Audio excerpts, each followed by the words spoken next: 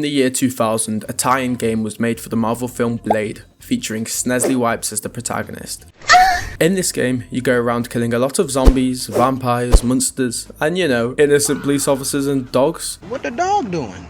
This game sets out to translate the exaggerated swagger of a middle-aged, half-vampire, half-human vampire hunter into video game form. Centering its gameplay around swordplay, guns, combat, and amazing acrobatic skills. But I'm here to see if it still holds up, especially considering I was still swimming around in my dad's nutsack when this game came out. I won't be blinded by nostalgia, but I will be blinded by modern gaming sensibilities. So join me in my quest to review every superhero game, and let's find out just how good Blade 1 really is.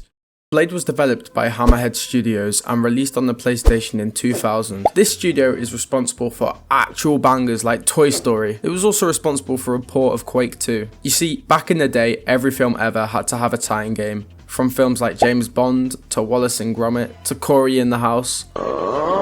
Superhero movies in particular leaned harder into this trend than a fence zombie leans into the sidewalk, with almost every theatrical release getting a rushed game adaptation. Before the 1998 movie, Blade was not a particularly popular character, but after his amazing movie adaptation, he skyrocketed into public awareness. Blade's darker tone matched late 90s gaming trends perfectly. Violence, blood, edginess, killing dogs. So turning him into a game must have seemed like a complete no-brainer. But I do need to make something clear. I am not a professional video game critic, but I am a professional at playing with myself. Playing games by myself. I can't tell you the technical intricacies of engine design or animations, but I can tell you whether something feels fun, clunky, or absolute dog shit to play. This review is coming from the perspective of a regular player and a fan. It's also worth mentioning, this game was released 5 years before I was born, so I've grown up entirely on modern games. A lot of Blade's design choices are obviously products of their time, and it's important to recognise that. Despite this, I'm still going to be brutally honest about how it feels to play today. And finally, this video is part of a much larger project I'm working on. I'm aiming to review every superhero game ever made, not just movie tie-ins, but all of them. So if you're interested in seeing me review and then rank every superhero game, please stay tuned and subscribe for more.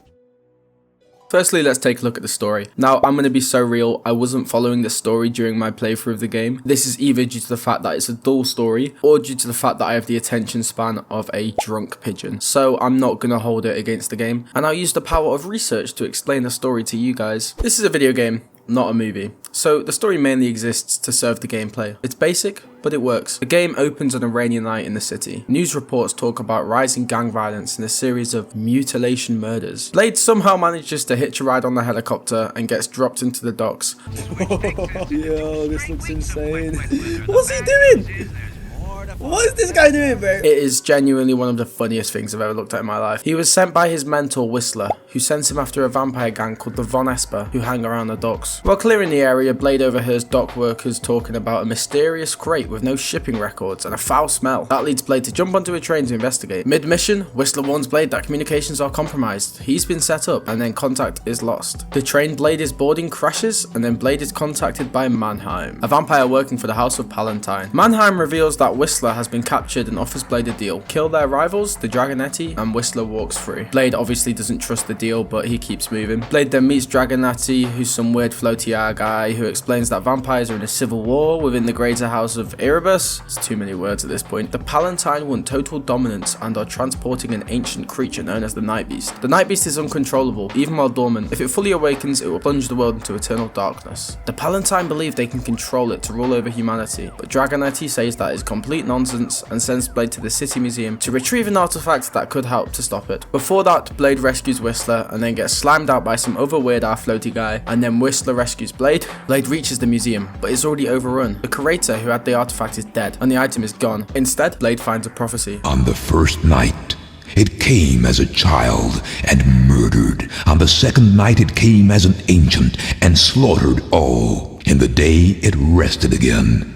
And the wise one said that should it rise that night, there would be no day tomorrow, only darkness, Blade escapes through the sewers, tracks the shipment to the Palatine factory, and Whistler finishes building a UV cannon, the only weapon capable of destroying the Night Beast. Blade confronts Mannheim. Mannheim explains the Palatine's full plan: use the Night Beast to create eternal night where vampires rule openly and humans become livestock. Obviously Blade doesn't like this, so Blade slimes out Mannheim, slimes out the flipping Night Beast, and then the credits roll. As I said previously, I struggled following the story. There are a lot of different names for a lot of different things, and I have the working memory of a frog, so I won't hold this against the game. Other than that, I think the story here is pretty good. It serves the gameplay and it gets you from level to level. There's not loads to talk about, but I can't really fault it, especially for a PS1 tie-in game. It does the job. Blade and Whistler are as cool as ever, the villains are semi-interesting, and while the plot isn't anything special, the atmosphere and tone carry it well, along with the very good voice acting. So yeah, the story's decent, but what really matters is the gameplay.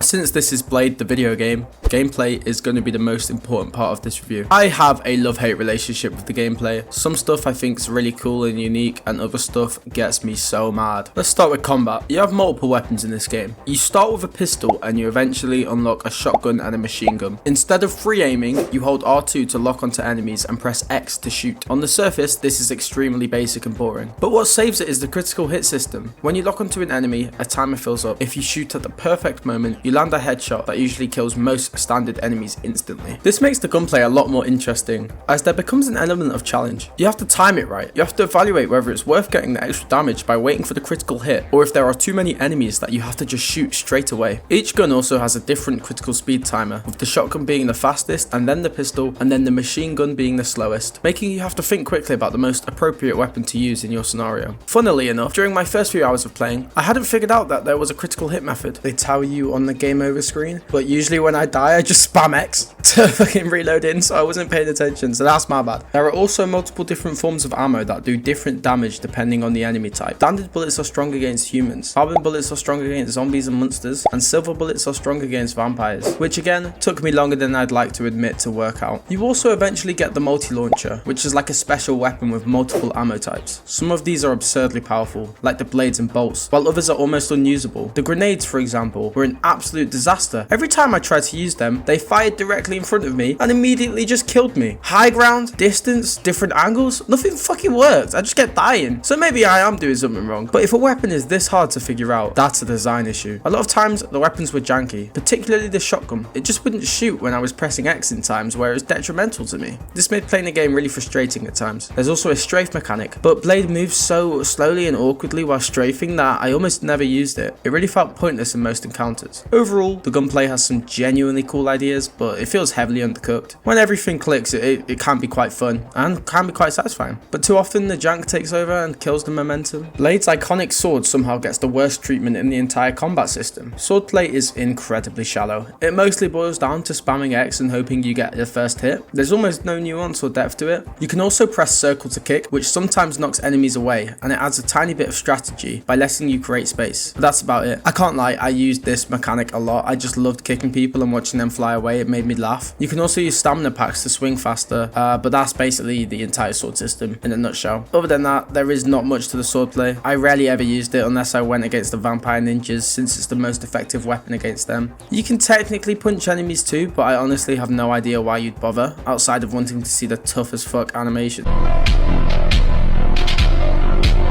Which I will give them, the animations are really cool. For a game about Blade, whose entire identity revolves around sword combat, this is a massive disappointment. It's easily the most underdeveloped part of the gameplay. And you can also freeze time by moving through your weapons. This was useful, as it gave me time to consider my next play, or time to mentally prepare myself for the fact I'm about to die. In terms of health management is brutal. I spent large portions of the game walking on eggshells because my HP was consistently low. You can heal using medkits, coagulants, and health boosters, but there were long stretches where I couldn't find any at all, which made certain sections feel unnecessarily punishing. The stamina bar, on the other hand, barely matters. I never had to meaningfully monitor it or manage it. It's technically there, but it feels completely tacked on. It almost had no impact on how I played. Overall, the combat lands firmly in the meh category. There are some genuinely strong ideas, particularly the critical hit system, but the execution is inconsistent and sloppy. At its best, the game creates some genuinely cool moments. At its worst, it's frustrating, janky, and broken. It's good enough to finish the game, but it never becomes consistently fun didn't, and that feels like the biggest missed opportunity in the entire experience. But let's take a look at the enemies. You get vampires, zombies, human familiars. They're basically people who desperately want to be vampires. You get some werewolf looking freaks. You get some innocent police officers for some reason. And of course, dogs. Because why wouldn't this game make you kill dogs? Within each category, there's even more variation. But the real difference between enemies is the strategy they force you to use. Some enemies practically beg for the sword, like the ninja vampires, while others, like cops, are way easier to deal with using guns. This game technically encourages switching between weapons, but the balance is all over the place. Some enemies melt instantly, others are absolute tanks. There was a stretch in the game where they kept throwing the hardest enemies at me, and then suddenly, boom, I'm fighting a group of easy enemies again. It makes the difficulty curve feel completely inconsistent, almost like the game forgot what level I was on. In terms of level design, I have to be honest, I really don't like the level design in this game. I always felt like a mouse running around a maze. This game throws so many different paths at you that it becomes quite overwhelming at times. It tries to be non-linear at moments, but it's still fundamentally a linear game, so the extra branching routes end up just being confusing rather than interesting. It's a neat idea, but the execution is poor. Near the start, the game gives you a choice between going left or right. I went left a few times and I got instantly slimed out, so I tried going right, and instead I ended up on a boat. I cleared out every enemy there and then just got completely stuck, wandering around for ages before checking YouTube, only to realize that none of the tutorials even went that route. I felt like I'd somehow glitched into the wrong version of the level. Later research showed that both paths eventually take you to the same place. In theory, that's cool. It adds replayability. But in practice, it just felt confusing and annoying. Most of the game is just running through tight corridors, getting jump scared by some cunt and then dying because you had about half a second to react. And to make it worse, a lot of the corridors look exactly the same. There are a few unique and cool locations, but overall, the design gets tedious, fast, turn a corner, instantly get butt fucked, repeat. And this is all exacerbated by the absolute worst aspect of this game, which is the save function. Okay, clearly this is an old game, and a lot of old games have manual saves. This isn't something I'm inherently against, but what I am against is these saves being placed in the most random spots ever. You'll go 20 to 30 minutes without a single save, and when you die, you're sent straight back to the start of the chunk. In a game where turning the wrong corner can put you face to face with an enemy who literally one-shots you, this is insane. So the loop becomes push through 20 minutes of tight hallways, get jump scared and instantly killed, restart the whole thing, try again hoping you remember every enemy placement, and die to a different bullshit attack 2 corridors later. It got exhausting. I really wanted to play the game authentically, but it got so bad that I resorted to manually saving with my emulator. There was just no way I was replaying the same level over and over and over because the game refuses to throw in a save point. And keep in mind, I was playing on easy. This game gets extremely difficult at times, and not because you lack skill, but because you lack divine foresight. You can only react to so many instant unavoidable hits before you start losing your mind. Honestly, if the game fixed this one issue, it would be significantly better. I can't imagine what playing this game on hard mode is like. Maybe I'll do it one day for a video, but I rage a lot. Honestly, this game has a PhD in rage baiting. Out of nowhere, you'll just fall into some random trap hole that developers sprinkled in purely out of spite. They happen so rarely that you forget they exist, which is why they always get you. And naturally, they only ever show up when you're 20 minutes deep with no save in sight. Peak rage baiting behavior from the fucking developers. And another part of the game which really sucks is the movement. Blade is supposed to be this fast, agile, acrobatic vampire slayer, but in this game he controls like a stiff tank with chronic back pain. Every turn feels awkward, every jump feels delayed, and half the time you swear he's fighting you more than the actual enemies. And then there's the camera. Most of the time it's fine, but every so often the game decides to switch to a dynamic camera angle, and it's like the developers actively wanted you to lose your sanity. Certain rooms and corridors flip the angle in ways that completely destroy your sense of direction and make simple movement feel like a boss fight. Speaking of boss fights, the hardest boss fights in the entire game isn't even an enemy. It's climbing these fucking stairs of death and despair. I struggled on that section more than any actual villain. I even fell into the water and died once purely because of how unbelievably ass the controls were. But what about the real boss fights? The first boss you run into is this random guy, and I hated this fight with a passion. As I explained earlier, the save system already puts you under ridiculous pressure, and this boss appears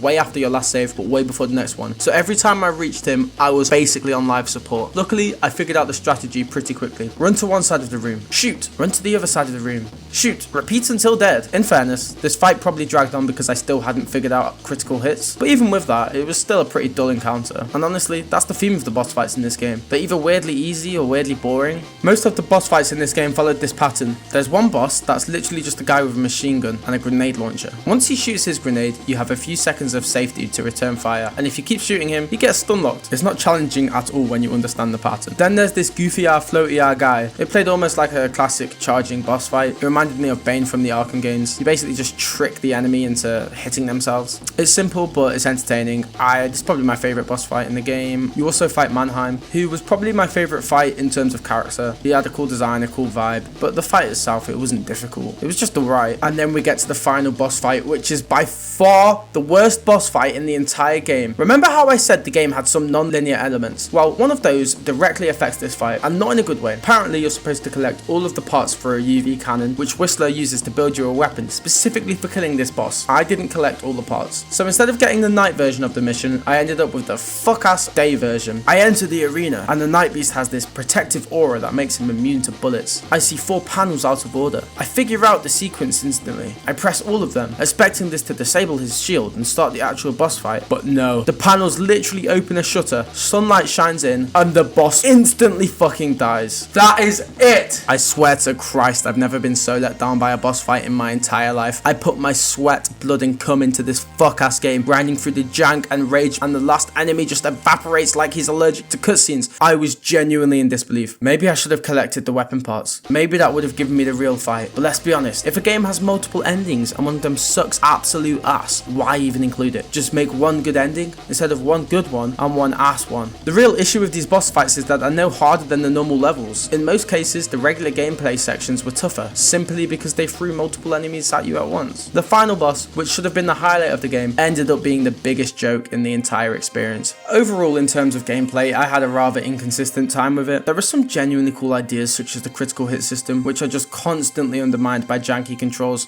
shallow sword combat, confusing level design, and brutal checkpoint placement. When it works, it can be really fun. When it doesn't, it's frustrating in ways that feel unfair as opposed to challenging. Blade is playable, but it never becomes consistently enjoyable. Just flashes of potential buried under clumsy execution.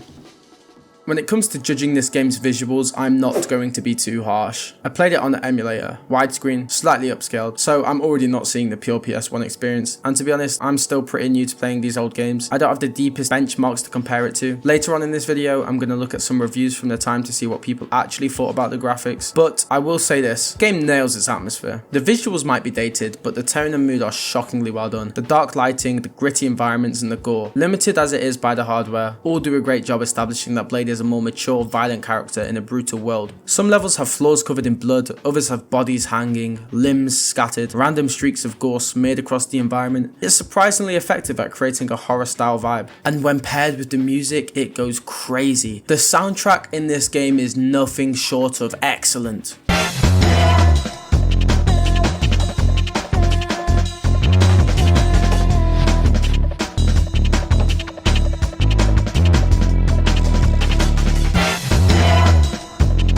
It ranges from hype, adrenaline pumping tracks to creepy somber ambience, all in that retro PS1 style, and I absolutely love it. It carries so much of the game's tone on its back. Honestly, the music is my favourite part of the entire experience. For all the flaws this game has, atmosphere is one area where they absolutely succeeded.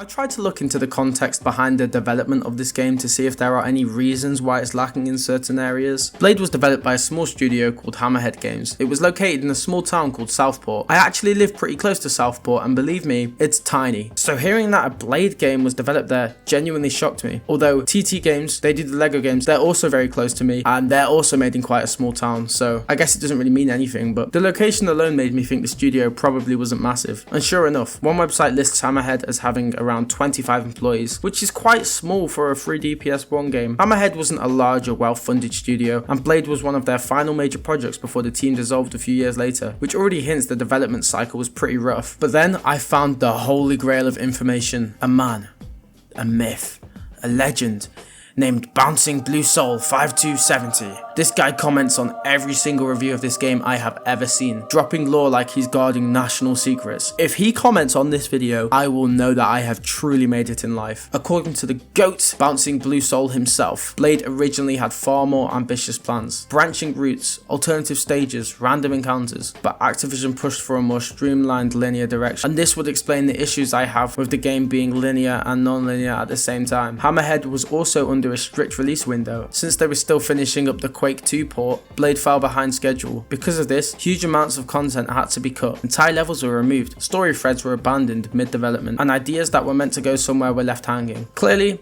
Hammerhead Games was going through it, and this makes a lot of sense. You can see a lot of these issues echo through the gameplay, and that's the problem with a lot of these tie-in games. A lot of times the studios just want the games to come out at the same time as the film, so they get rushed. I mean, this game came out 2 years after the film, but I think it's important to remember this context and not be too harsh on the developers such as this random guy. But next, I think we need to see what people at the time thought about the game. For older games like this, it's always important to look back at how they were received on release. According to Moby Games, Blade averaged around 50%, which is not great, and digging through the reviews makes it clear why. Across almost every publication, the frame rate was the most consistent and severe criticism. This game apparently ran horribly on original PS1 hardware, often dropping to really low frames during the combat, which made the game feel sluggish and unresponsive. Fortunately for me, playing on modern hardware completely removed this issue, but critics at the time widely agreed it was borderline unacceptable. Another huge complaint was the game's graphics and heavy use of darkness. Reviewers repeatedly said the levels were so dark you couldn't see where you were going. It used darkness to hide ugly textures, and the game is full of pitch black corners that made navigation hard. Once again, my modern setup fixed most of this, but for players in 2000, visibility was a genuine problem that affected the entire game. There was also near unanimous concerns about the controls, the repetitive gameplay loop, and the artificial difficulty. Enemies would spawn right around corners, mixed enemy types forced constant weapon swapping, and boss fights were frequently described as broken. These were problems I also encountered while playing. That being said, critics did acknowledge a few positives. The voice acting was amazing, the story premise was decent, and there was enough Blade fan service to keep hardcore fans interested. But even with those strengths, the overall verdict from critics at the time was overwhelmingly negative. Common closing remarks included words like broken, ugly, boring, frustrating, one of Activision's worst adaptations. Most reviewers agreed that Blade had potential but was ultimately ruined by the wrong game engine, major technical failures, excessive darkness, constant frame drops, terrible controls, and a genuinely uninspired gameplay execution. Even the most generous reviewer concluded with something along the lines of, "I like this game, but it made me want to throw my controller out the window." After all of that, what do I actually think about Blade? Well, honestly, it's a weird one. I really wanted to like this game. Blade is such an awesome character, and he deserves a genuinely great video game, just like Spider-Man and Batman. But Blade 1 is like that creepy uncle you try to be nice to. You want to like him, you really do, but then he spills beer on you, he starts his sentences with, "I'm not racist, but," and then he accidentally sets your house on fire. There are moments where the game genuinely shines. The atmosphere is great, the music is banging, the tone perfect to Blade, critical hit system shockingly interesting, and the story pretty decent for a PS1 tie-in. There's a good game buried in here somewhere. You can feel it scratching at the walls, desperately trying to claw its way out. But holy shit, does the jank drag it back down every time. The controls fight you, the level design confuses you, the bosses suck, the save system feels like it was created by someone who hates fun, and the difficulty is so artificial. Knowing the development context, the tiny team, the cut content, the rush timeline, it makes sense. You can see the ambition, you can see the cool ideas, you can see the game that could have been if Hammerhead had time, money, and maybe sunlight. Unfortunately, potential is not enough. Blade is not a hidden gem. It's a gem from Temu. Did I have fun? Honestly, yeah, at times I did. Did I want to jump out my window? Honestly, yeah, at times I did. At the end of the day, Blade PS1 is playable, but only just. It's not the worst superhero game ever made, trust me, I will get to those, but it's absolutely nowhere near the best. It's a relic of a very messy era of licensed games. Would I recommend it? If you're a Blade fan, you just love old games, or you're a masochist, yeah, knock yourself out. If you actually want a good game, maybe just stick to Spider-Man. Blade 1 is a mess, sometimes fun, often frustrating, occasionally brilliant, mostly broken, but undeniably interesting to look back on. Now, on my rating meter, I'm going to give Blade a 3.5. And with that, one superhero game down, and about 300 more to go. Thank you all very much for watching, I really do appreciate it. Bouncing Blue Soul, if you can hear me, I need you. You're the light of my life. On the real though, if you guys enjoyed this, please subscribe, because I'm going to make a lot more like this in the future. I enjoy it. I enjoyed my time making this video, even though the game made me want to slime myself out at times. It was still a fun experience. See ya.